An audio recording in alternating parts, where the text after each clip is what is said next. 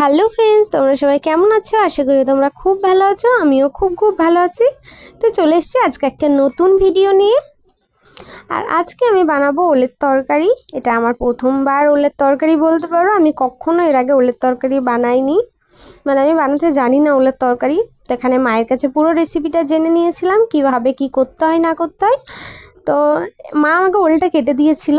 আমি যেহেতু ওলটা কাটতে পারবো না, তাই মা ওলটা কেটে দিয়েছে।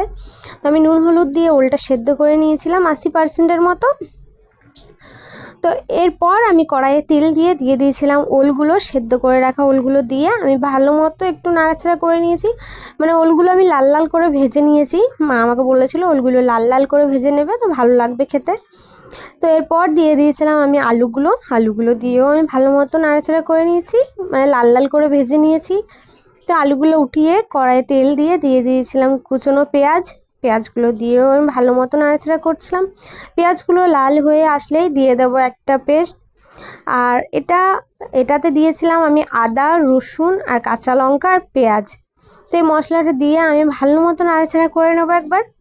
এরপর দিয়ে দেবো হলুদ দেওয়ার পরও আমি ভালো মতো কষিয়ে নেব মশলাটা। এই মশলাটা আমি যতক্ষণ না তেল ছেড়ে যায় ততক্ষণ পর্যন্ত কষাবো ভালো মতো।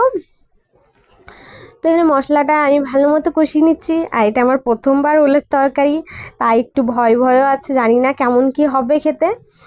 তো তাই আমি ভয়ে বানাচ্ছি এটা। তো এখানে মশলাটা আমি ভালো মতো কষিয়ে নিয়েছি। এরপর দিয়ে দেব নুন। এখানে আমি নুনটা দিয়ে দিয়েছি।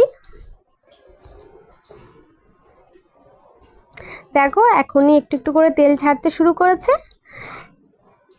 তো নুনটা দিয়েও আমি ভালো মতো একবার নাড়াচাড়া করে নেব। মশলাটা আমি খুব ভালো করে কষিয়েছি যাতে একটুও আদা রসুনের গন্ধটা না আসে। এরপর দিয়ে দেবো আমি কাশ্মীরি লঙ্কার গুঁড়ো। এখানে আমি কালারের জন্য কাশ্মীরি লঙ্কার গুঁড়োটা ইউজ করছি। আমি তো মশলার মধ্যে শুকনো লঙ্কা ইউজ করি না, তাই আমি কালারের জন্য কাশ্মীরি লঙ্কা একটু ইউজ করি। তো সব তরকারিতে তাও দিই না, এক দুটো তরকারিতে যেগুলোতে মনে হয় প্রয়োজন সেইগুলোতেই দিই আমি।